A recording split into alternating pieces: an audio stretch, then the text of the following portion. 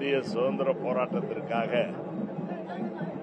பல்வேறு தியாகிகள் தங்களுடைய உயிர்கள், உடைமைகள்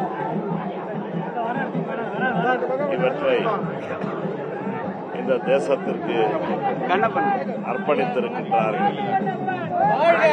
அத்தகைய பெருமகனாரில் சுதந்திர போராட்ட முதல் வீரர் என்ற பெருமைக்குரியவர் வீரன் அழகுமுத்துக்கோன் அவர்கள்.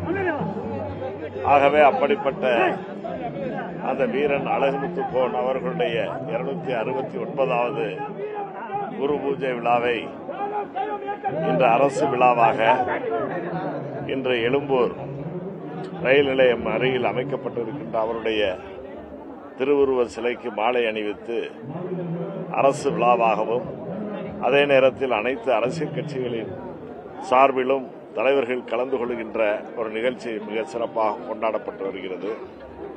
ஆக முதல் சுதந்திர போராட்ட வீரராக விளங்கிய நம்முடைய வீரன் அழகுமுத்துக்கோன் அவர்களுக்கு கடந்த காலங்களில் தமிழ்நாட்டின் முதலமைச்சர் அண்ணன் தளபதி அவர்களே நேரிலே வருகை தந்து அவருக்கு புகழஞ்சலி செலுத்தி இருக்கிறார்கள். இப்பொழுது வெளிநாட்டு பயணத்தில் இருக்கின்ற காரணத்தால் அவர்கள் வர இயலவில்லை என்றாலும் நம்முடைய இயக்கத்தில் இருக்கக்கூடிய முன்னணி தலைவர்கள், கழக நிர்வாகிகள் எல்லோரும் வருகை தந்து திராவிட முன்னேற்ற கழகத்தின் சார்பில் சுதந்திர போராட்ட முதல் வீரன் அழகுமுத்துக்கோனுக்கு புகழஞ்சலி செலுத்தி இருக்கிறார்.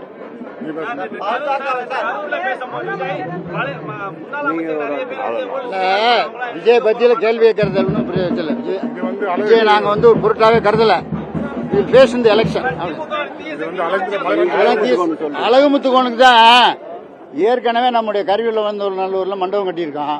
நம்முடைய சேகர் பாபு தான் 50 சென்ட் இடம் கொடுத்தாரு. அறநிலையத்துறை அமைச்சராக இருக்கும்போது தளபதி ஒப்புதலோட சேகர் பாபு கொடுத்தாரு. ரெண்டாவது அழகுமுத்துக்கோனுக்கு ஒரு நுழைவாயில் கட்டியிருக்கேன் 28 லட்சத்துக்கு. அதெல்லாம் சொந்த செலவில் நம்ம அமைச்சராக இருக்கும்போது ஏற்பாடு பண்ணது. ஆகவே அழகுமுத்துக்கோன் அவர்கள் முதல் சுதந்திர போராட்ட வீரர். அவர் 48 வயசுல உயிரிழந்துட்டாரு. அவருக்காண்டி நம்ம அஞ்சலி செலுத்துறோம். விஜயெல்லாம் இப்பதானே வந்திருக்காரு.